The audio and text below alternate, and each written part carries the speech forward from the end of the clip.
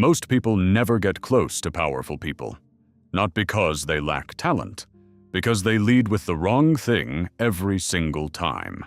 Watch what happens at any high-stakes event, any industry dinner, any room where someone important is standing. Everyone moves toward them the same way. They wait for an opening. They introduce themselves. They say something about what they do. They try to sound interesting. And the powerful person nods, smiles, and moves on, and forgets them before they've walked 10 feet away. It's not cruelty, it's pattern recognition. These people are approached the same way 50 times a week. They've developed an automatic filing system, and 98% of the people they meet go directly into one folder. Wants something. What I'm going to show you in this video is how to not be that person. Not through charm, not through tactics, through understanding the actual psychology of how access is earned at the top, and why everything you've been taught about it is backwards. Most people think the goal of networking is to meet important people. That's the wrong goal. The goal is to become someone important people want to meet. The moment you flip those, everything changes. Networking, in the conventional sense, is fundamentally a posture of scarcity. You go to the event. You scan the room for people more powerful than you. You try to insert yourself. You try to impress. You try to be remembered. Every movement in that sequence is a movement toward something you don't have. And the people you're moving toward can sense it. They've built their instincts on exactly this kind of approach because it happens to them dozens of times a week. Here's what they're actually looking for, whether they articulate it or not. They're looking for someone who makes the interaction interesting for them. Not someone impressive, someone engaging, someone who asks the one question no one else asked that day. Someone who already knows enough about their world to speak to it as a peer, not an applicant. Benjamin Franklin understood this. When he returned to Philadelphia from London in 1726, young, nearly broke, and working as a printer, he didn't walk into rooms trying to impress the city's elite. He created the room. In 1727, at 21, he founded the Junto, a weekly gathering of tradesmen, surveyors, and self-educated thinkers who met to debate morals, politics, and natural philosophy. The members were his peers, not powerful patrons, glaziers, cobblers, clerks. But the Junto became a laboratory for ideas that eventually shaped Philadelphia itself. It spawned the first lending library in the colonies, volunteer fire departments, a public hospital. Franklin didn't start by chasing the powerful. He built something worth knowing about, and as his reputation and the club's influence grew, the dynamic eventually shifted in his direction. The psychological mechanism here is called social proof by environment. When you create something, an event, a network, a body of work, a conversation worth having, you stop being a supplicant and start being a curator. The powerful person doesn't think, this person wants something from me. They think, this person moves in a world I find interesting. That repositioning is everything. It shifts the entire frame of the interaction from neediness to invitation.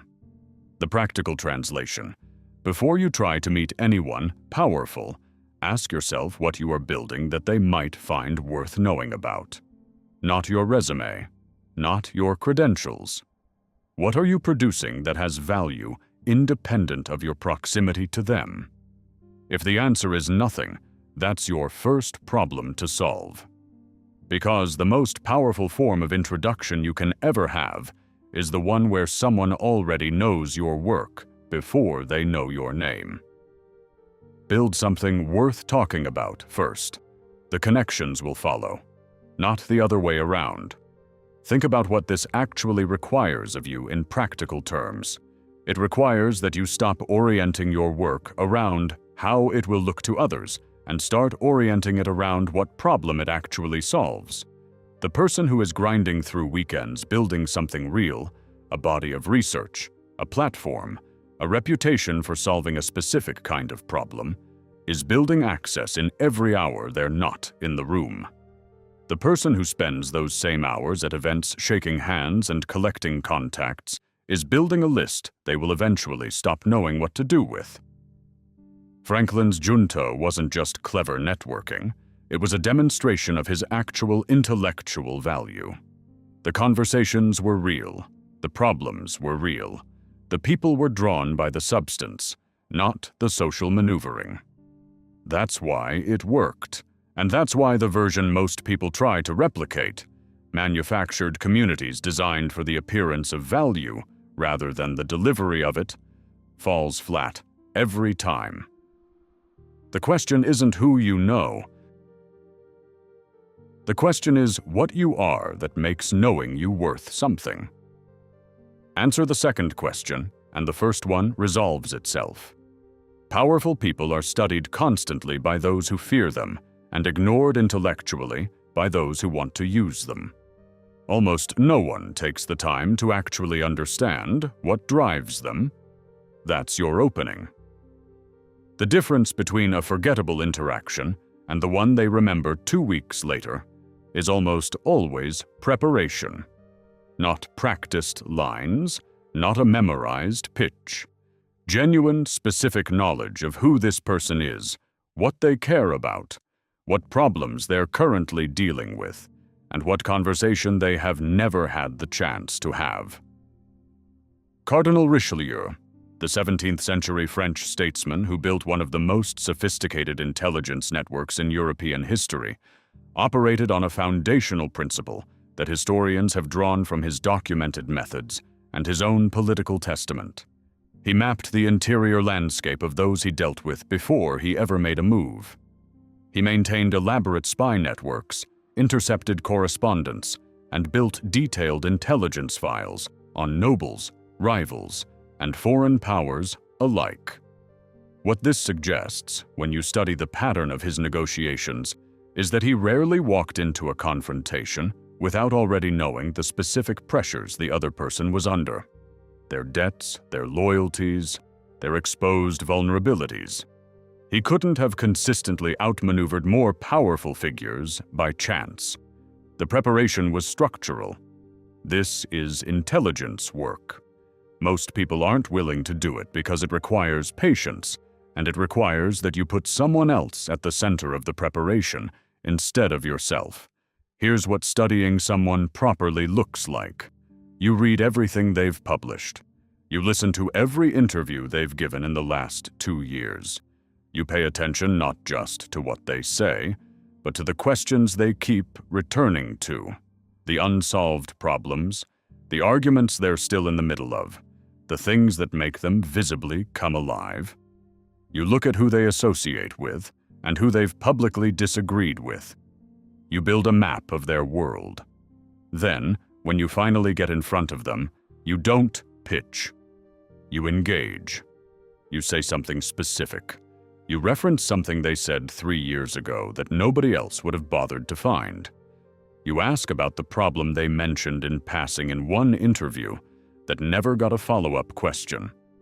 The psychological mechanism is called mirroring of cognitive investment. When you demonstrate that you've spent real time understanding someone's world, they unconsciously register it as respect of the highest order. Not flattery. Flattery is cheap and they hear it constantly. Specific knowledge. The implicit message isn't "I admire you," it's "I took you seriously enough to understand you." Those are completely different signals. One makes you pleasant, the other makes you memorable. The practical translation. Before any interaction with someone powerful, spend more time preparing than you think is necessary. Learn their language. Understand their world well enough to ask a question they haven't been asked. Make the conversation useful for them, not just for you. Most people walk into these interactions thinking about what they want to say. The ones who actually get remembered walk in thinking about what the other person has never had the chance to say. This is the principle most people intellectually accept and behaviorally ignore. You cannot extract from a relationship you haven't built. You cannot ask for a favor from someone you have given no reason to remember you positively. You cannot request introduction, mentorship, investment, or access from someone to whom you have offered nothing of value. This seems obvious, but watch how people behave in practice. They meet someone powerful once, they connect on LinkedIn, they send a follow-up email a week later, asking for 30 minutes of their time to pick their brain. This is the formula. And it fails at an extraordinary rate. Not because the person is cold or inaccessible, but because the exchange being proposed is fundamentally asymmetric. You get 30 minutes of irreplaceable experience and knowledge. They get the good feeling of having helped a stranger. That's not a trade anyone at the top of their field has time for. Machiavelli was precise about the mechanics of obligation in The Prince. In chapter 16, he writes about the dangers of excessive generosity. The prince who gives freely depletes his own resources and eventually must tax his people, which turns goodwill into resentment. The argument isn't that giving is wrong. It's that generosity without strategic clarity destroys the giver. Taken in reverse, the logic points to something useful. If indiscriminate giving creates weakness, then giving with specificity and timing creates something else entirely. What Machiavelli understood, and what you can apply directly, is that the structure of exchange matters more than the gesture itself. A favor given at the right moment, to the right person, in the right way, creates a bond that indiscriminate warmth never does. What can you give someone more powerful than you? Several things: intelligence, information about their field, their competitors, or their world that they don't have and would want. Labor. You do the work that costs them time without being asked. Social proof. You amplify their work to your network without expectation. Problem solving. You notice a problem in their world and bring a solution before they've had to ask. The psychological mechanism is called persuasion through demonstrated value. When you consistently deliver something useful without ever asking for anything in return, you build a psychological account, not a quid pro quo in the conscious sense. Something more powerful than that, a sense of alignment, an implicit understanding that you operate at a level above transaction. By the time you eventually ask for something, you are not a stranger with a request. You are someone whose name they already associate with quality. The practical translation: identify 3 things you can give or do for the person you want a relationship with before you ever ask for anything. Don't announce it. Don't make it a calculation they can see. Just do it. Send the useful article. Write the genuine public endorsement. Solve the minor problem. Show up when it costs you something. The ask comes later, much later. And when it does, it lands completely differently. There is one more dimension to this that most people miss. The act of giving without asking doesn't just build goodwill. It builds your own identity in the relationship. When you consistently deliver value without extracting anything in return, you become someone who operates differently from the crowd of people trying to get something. That identity, the person who shows up with intelligence, who solves problems, who amplifies without being asked, is rare. It's rare enough that when it occurs, powerful people notice it. They file it. They want to keep it close. The person who asks too soon doesn't just miss the timing. They accidentally reveal the framework they've been operating in the whole time. The relationship that looked generous in the early stages suddenly gets reread as calculated. The retrospective contamination of goodwill is worse than never having built it at all. Patience isn't just strategy. It's the proof of your own sincerity. If you're not sure how long to wait before asking for something, the answer is almost always longer than you currently think you need to. You will not get a second chance at this, which means the first time you're in front of someone powerful, everything that comes out of you, how you carry yourself, what you talk about, what you choose not to say, needs to be calibrated deliberately. Most people walk into high-stakes social situations trying to seem impressive. That's the wrong gear. Impressive is what people try to be when they're nervous. The goal isn't to seem impressive. The goal is to seem settled, calm, certain, like someone who belongs in the room, not because they fought their way in, but because there was never any question they'd be there. Julius Caesar understood the mechanics of self-presentation at the level of instinct. His public appearances were architectured. The way he dressed, initially modest, then increasingly calculated once his power base solidified. The stories he chose to tell about himself versus the ones he let others tell. The way he moved through crowds, never rushed, never defensive, always projecting the particular quality of someone for whom events are unfolding exactly as expected. He understood that power, at every stage, is partly performance, not deception, calibration, presenting the version of yourself that matches the environment you are trying to enter. The psychological mechanism is what researchers call status anchoring. In the first 30 seconds of an interaction, the other person's brain is making rapid unconscious assessments. Is this person above me, below me, or lateral? Those assessments happen faster than rational thought, and they create a cognitive frame that is surprisingly hard to revise. If you walk in already performing anxiety, speaking too quickly, laughing too easily, filling every silence, qualifying every statement, you anchor low. If you walk in grounded, speaking at your natural pace, comfortable with silence, unapologetic about your perspective, you anchor differently. The first impression isn't about content, it's about register. What does surgical control of a first impression look like practically? You do not lead with your credentials. You do not talk about what you've done. You ask specific, intelligent questions that demonstrate preparation. You listen with actual engagement, not performative attention. You disagree, when you disagree, without apology. You speak at a pace slightly slower than feels natural when you're nervous. You hold eye contact at the level of someone who is genuinely interested rather than someone who is trying to prove something.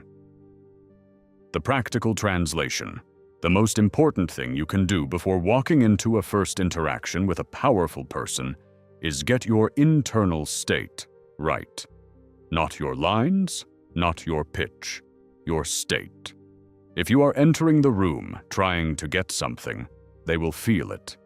If you are entering the room with something to offer and a genuine interest in the interaction, that also comes through. One of those states produces a memorable encounter. The other produces a polite dismissal. Walk in like you belong there. Because if you've done the work in the first 3 laws, you do. Here's the thing that nobody building connections with powerful people wants to hear. This takes longer than you think it should. The psychological urgency you feel, the sense that you need to close the distance faster, move to the ask sooner, make the relationship real before it fades. That urgency is real. And it is exactly the force that destroys most attempts to connect with people at the top. Powerful people operate on different timescales than most. They have long memories. They are patient with people who are patient, and they notice immediately when someone tries to rush the arc. John D. Rockefeller, the man who built the largest fortune in American history, not through luck, but through the most methodical strategic mind in industrial history, built every significant relationship in his career slowly. He did not rush into partnerships. He did not chase. When he wanted access to someone, he positioned himself in their orbit and allowed the relationship to develop at the pace it needed to develop. He was comfortable with the long timeline because he understood something that most impatient people miss. The quality of a relationship built over 2 years is categorically different from the quality of a relationship built over 2 weeks. The psychological mechanism is trust accumulation through time exposure. Trust is not a switch. It doesn't flip the moment you've been impressive enough. It builds through repeated exposure to someone's consistent behavior. Every time you show up in the same register as the last time, every time you demonstrate that your value isn't a performance, that your interest is genuine, that you can be relied on to behave the same way when there's nothing to gain, you deposit into the account. The account eventually becomes large enough to draw on. The mistake most people make is trying to shortcut this with intensity. They try to compress 2 years of trust into 2 weeks by being more helpful, more present, more effusive. Intensity in the early stages doesn't accelerate trust. It triggers the powerful person's pattern recognition for desperation. They've seen this before. Someone who was everywhere, very quickly, and wanted something. The pattern ends the same way almost every time. The practical translation: pick a timeline that feels uncomfortably long and then double it. Give the relationship room to breathe. Touch base when you have something genuine to offer. Disappear when you don't. Let your absence do some of the work. A person who appears occasionally with something valuable every time is more memorable than a person who is always present. Patience isn't passive. It's the discipline to not let urgency make your decisions for you. The most powerful move in relationship building is often to do nothing. Wait, and show up again when you have something real to bring. Consider what your absence communicates when you are present constantly. Always following up, always checking in, always making sure you haven't been forgotten. You signal that you are someone who needs the relationship more than the relationship needs you. That signal is read accurately. But when you disappear for 6 weeks and then resurface with something genuinely useful, an insight, an introduction, a piece of intelligence they didn't have, you signal the opposite.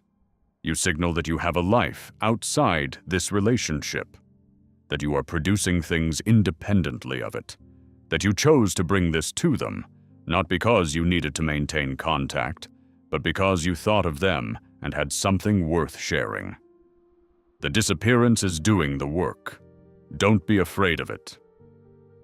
Rockefeller's patience wasn't indifference. It was strategic restraint. He let other people exhaust themselves in the rush to close, to push, to accelerate. And then he was still there, in the same register, when the dust settled.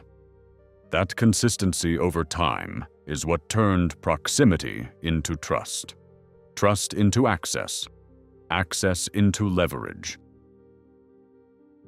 There's a structural difference between the way powerful people get approached and the way they build their own inner circles. When they get approached, they encounter supplicants, people who want proximity, mentorship, access, or resources. These are asymmetric interactions. The powerful person has something the other person wants. The dynamic is clear, and it positions the approacher at a disadvantage structurally, regardless of how they try to manage it in the moment. But their inner circles, the people who actually have real sustained access, got there differently. They didn't approach, they became useful enough, interesting enough, and connected enough that the powerful person began to think of them as a node rather than a visitor. A node is someone who provides ongoing value to the network itself, who connects people, who surfaces information, who makes introductions, who strengthens the web rather than just asking to be woven into it. Machiavelli's analysis of the relationship between the prince and his advisors is precise here. In The Prince, he distinguishes between flatterers, who tell the powerful what they want to hear and are ultimately useless, and true counselors who deliver real intelligence even when it's uncomfortable. The flatterers get proximity without trust. The counselors get trust without needing to perform for it. The difference isn't in how clever they are, it's in what function they serve. The psychological mechanism is network centrality. Research on social networks shows that the most influential people in any network are rarely at the top of any single hierarchy. They are at the intersection of multiple hierarchies. They know people in different worlds. They translate between them. They make introductions that neither party would have made for themselves. When you become someone who connects, you become someone that powerful people genuinely want to keep close, because your presence in their network makes their network stronger. The practical translation: stop thinking vertically. You are not trying to climb a ladder toward one powerful person. You are trying to build horizontal breadth across multiple networks so that you become a point where different worlds intersect. Then, when a powerful person realizes you can connect them to something or someone they don't have access to, the entire dynamic inverts. They are suddenly the ones who need something from you. That inversion is the goal. You do not want to be the person asking if they can sit at the table. You want to be the person who built the table, interesting enough that others are asking to sit at it. Curate. Connect. Create value that isn't about you. Become the node. When you get there, powerful people don't just know your name. They keep it close. Here's what every law in this video points to. Power doesn't open its doors to ambition. It opens its doors to usefulness, to genuine intelligence, to the kind of patience that tells someone you're not going anywhere, and the kind of restraint that tells them you're not desperate to get somewhere. The people who move through the world with access to the rooms that matter. The people who make one call and get through, who get invited before they ask. They didn't hack their way there. They built their way there. Slowly, deliberately. They made themselves worth knowing before they made themselves known. You now understand the architecture. What changes starting today is how you move. You stop approaching interactions with powerful people as chances to impress. You start approaching them as chances to be useful. You stop leading with what you want. You start leading with what you've built and what you know. You stop rushing the arc. You start trusting the accumulation. And you stop trying to break into existing rooms. You start building ones worth entering. The next powerful person you meet doesn't need to be impressed by you. They need to feel, by the end of the conversation, that knowing you costs them nothing and gives them something. If you've done everything in this video, that will be exactly what they feel. If one thing in this video made you stop and reconsider how you've been moving, that's enough. Take that one thing and actually use it. The gap between people who understand this and people who live it is just behavior. Repeated, patient behavior over time. If you want more of this, subscribe. I put out work here that I actually care about. No filler, no recycled advice dressed up with new thumbnails. Just the real mechanics of how power and influence operate, pulled from the people who actually understood it. And drop a comment telling me which law hit closest to home. I read them. See you in the next one.